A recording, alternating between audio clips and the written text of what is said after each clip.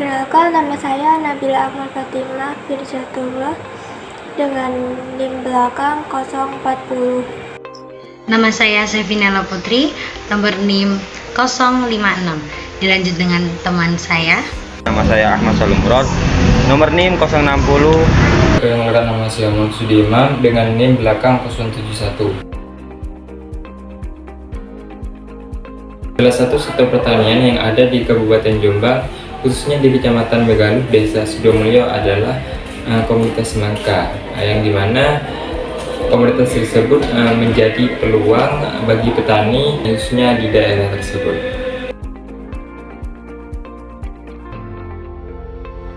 Selanjutnya adalah usaha tani. Kelompok kami memilih dengan usaha tani semangka yang ada di Jawa Timur. Nah, sebelum melakukan penanaman semangka, narasumber kami itu melakukan pembersihan lahan terlebih dahulu dengan cara mencabut rumput-rumput sisa hasil dari penanaman sebelumnya. Nah, selanjutnya adalah melakukan pembajakan sawah. Melakukan pembajakan sawah ini menggunakan traktor, dan narasumber kita sendiri ini menyewa traktor seharga 250 per satu kali panen. Nah, selanjutnya setelah dilakukan pembajakan sawah, narasumber kita melakukan pengemburan tanah agar bisa ditanami dengan benih-benih semangka. Nah, untuk pemilihan benih semangka itu sendiri memiliki beberapa syarat, yaitu memilih benih yang sejenis, yang tidak bercampur dengan varietas lain, dan memiliki nas dan juga tidak cacat. Nah, untuk pemilihan metode tanam itu sendiri, narasumber kami memilih dengan metode penanaman secara langsung, bukan menggunakan penanaman secara tabur benih. Dan selanjutnya adalah penanaman semangka itu sendiri. Dalam menanam semangka, kita tuh bisa biasanya itu dilakukan di musim kemarau, namun bisa juga dilakukan di musim penghujan, tapi harus diberi saluran pembuangan air dan sering-sering untuk menyemprotkan pestisida tersebut. Dan dalam penyiraman atau perawatan semangka itu, waktu semangka itu masih kecil, narasumber kami itu menyiram dengan cara diguyur air buahnya itu selama 2 hari sekali per pohon. Jadi setiap pohon itu disiram sebanyak 1 gayung. Nah, apabila sudah lumayan besar, narasumber kita mulai membasahi tanahnya juga dalam waktu penyiraman sebanyak 3 hari sekali dalam 1 minggu. Nah, untuk lama pertumbuhan semangka itu sekitar 70 hari atau 2,5 bulan, dan proses perawatannya itu tetap membutuhkan pupuk dan pestisida. Nah, di sini narasumber kita menggunakan pupuk ZA dan pupuk Mutiara. Untuk pupuk ZA itu kita membutuhkan sekitar 50 kilo dengan biaya sebesar 580.000, dan membutuhkan pupuk Mutiara sebanyak 25 kg dengan biaya sebesar 425.000. Dan setelah melakukan berbagai rangkaian penanaman, dilanjutkan dengan proses panen. Nah, narasumber kita itu proses panennya itu menjualnya dengan cara tebas, dengan sistem tebas. Jadi bukan dibeli dengan 1 buah per buah, melainkan pembelinya itu membeli langsung satu lahan tersebut, membeli hasil panen 1 lahan tersebut. Nah, biasanya petani itu dengan lahan sebesar 1 banon, karena di daerah Jombang itu daerah yang kita observasi ini itu menggunakan luas tanah dengan kata banon gitu. Dan biasanya dengan luas tanah 1 banon itu mendapatkan hasil sebesar 7 juta dengan modal awal sebanyak 2 juta. Analisis pasar untuk komoditas semangka. Nah, mengingat semangka merupakan buah yang sangat diminati oleh banyak orang. Namun di sisi lain, persaingan semangka di pasar juga cukup ketat. Oleh karena itu, perlu adanya strategi yang tepat agar mampu bersaing di pasaran.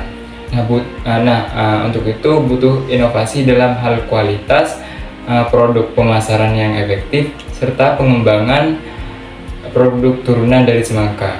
Bisa menjadi solusi untuk meningkatkan daya saing. Nah, selain itu juga pemanfaatan teknologi dalam proses budidaya hingga distribusi juga dapat membantu meningkatkan efisiensi dan memastikan bahwa semangka tetap segar sampai ke tangan konsumen, sehingga meningkatkan daya tarik dari pasar yang kompetitif.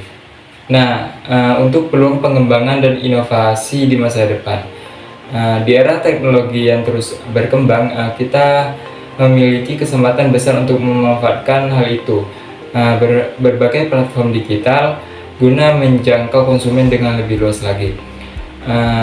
Oleh karena itu, kita dapat memasarkan produk semangka secara online, memperkenalkan keunggulan serta inovasi yang ditawarkan kepada audiens yang lebih besar.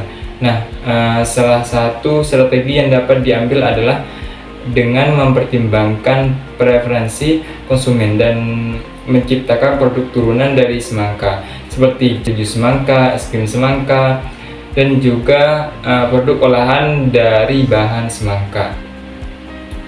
Nah, inovasi ini tidak hanya akan membuat produk semangka lebih menarik, tetapi juga memberikan nilai tambah yang membedakannya dari produk jenis di pasaran. Dengan memanfaatkan analisis data dari platform e-commerce atau media sosial, kita dapat lebih memahami tren pasar dan permintaan konsumen, sehingga inovasi yang dihasilkan dapat lebih tepat sasaran dan juga akan meningkatkan daya tarik serta exposure produk semangka kepada konsumen potensial di berbagai wilayah.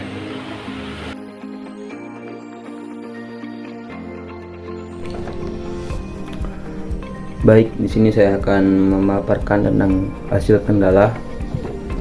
Baik, hasil dari diskusi kami ada 2 kendala yang dapat menghambat hasil pemasaran sehingga berdampak pada hasil pemasaran.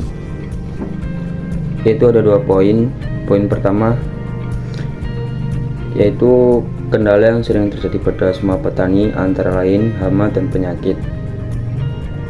Di sini kita membahas tentang komoditas semangka, penyakit yang bermunculan pada buah semangka, yaitu penyakit daun kering keriting kuning, terus ada antraknosa dan lain-lain. Dan hama yang sering terjadi pada petani semangka antara lain tikus dan serangga. Solusi di atas dapat diatasi yaitu dengan pemasangan kawat listrik dan pemberian pestisida.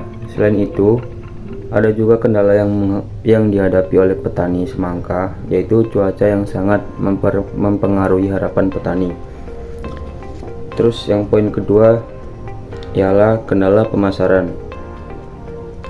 Ini juga sering terjadi pada petani tradisional yang minimnya tentang informasi media sosial yang memiliki jangkauan pemasaran yang luas, sehingga petani tradisional kalah saing dengan petani-petani inovasi yang mengetahui tentang pemasaran tradisional dan pemasaran dunia internet yang memiliki pendapatan 2 kali lipatnya. Selain itu, hasil kualitas buah juga menjadi kendala bagi setiap petani untuk memenangkan hasil pemasaran.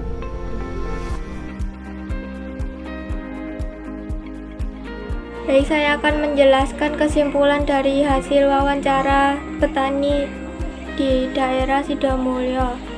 Dalam pengembangan semangka di daerah Sidomulyo, petani harus memulai dengan persiapan lahan yang baik, kemudian pemilihan benih yang berkualitas, serta pengolahan tanaman yang tepat. Proses penanaman dan perawatan yang baik dapat meningkatkan produktivitas petani yang menghadapi kendala seperti hama, cuaca yang berpengaruh pada hasil panen.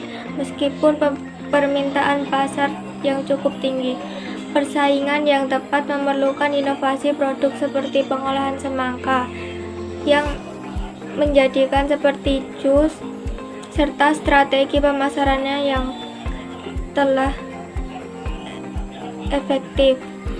Selain itu, pelatihan juga meningkatkan petani dan manajemen risiko dapat mengatasi tantangan yang ada sehingga menghasilkan semangka yang berkualitas dan meningkatkan daya saing di pasar.